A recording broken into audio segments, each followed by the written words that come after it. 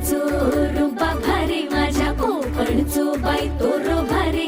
दिसते भारी गणपतीची स्वारी अन आला धादिस मामाच्या घरी मालवण चिपळूण सावंतवाडी माझ्या कोकण गावांचो दिमाग भारी